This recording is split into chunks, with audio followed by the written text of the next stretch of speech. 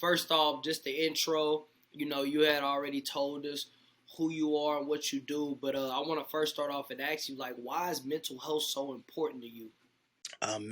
Health for me, I mean, two pronged. One, I've dealt with it personally, growing up from middle school. I mean, would probably be the earliest I can remember kind of struggling it. I think I acknowledged it as existing in me in high school, but then as I got older, realizing the lack of care or concern for mental health within like the Black community, especially for Black men.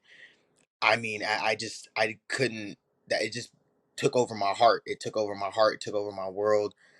I started working with kids, and specifically, I was a paraeducator, so I was working with kids with, disabilities. Then I started working with impacted youth within the community, and I just kept thinking like I wish I could have somebody to mentor me when I was going through it and to help me understand these things and to be able to communicate through these things and not just push my mental health to the side or act like it doesn't exist or like it's some imaginary friend or something. Like, no, it's real.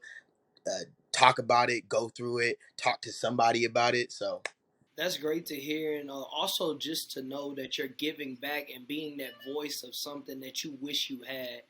And like in today's time, like I think like sometimes as black men and sometimes just as people, we lean on the things that we want in life, whether it's money, whether it's the fame, whether it's the just the the things that come with it, the cars or whatever. But that little time, it might not seem a lot for some people, but it means the world to them because you're a source of understanding what they going through, and that's why I'm in mental health because it's very hard for people to understand you when you're going through those things. In our families, they say, "Oh well, something's wrong with him," or "oh, that boy crazy," or you know what I'm saying, and they don't really welcome that red carpet to therapy, and it's very hard for some kids to just manage themselves and manage just being like wholesome. So first off, I gotta give you flowers on that.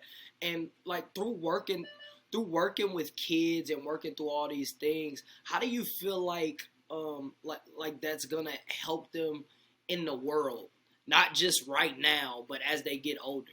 uh, I mean, you can't help the world if you can't give to people from an empty cup or an empty well or a tainted well even.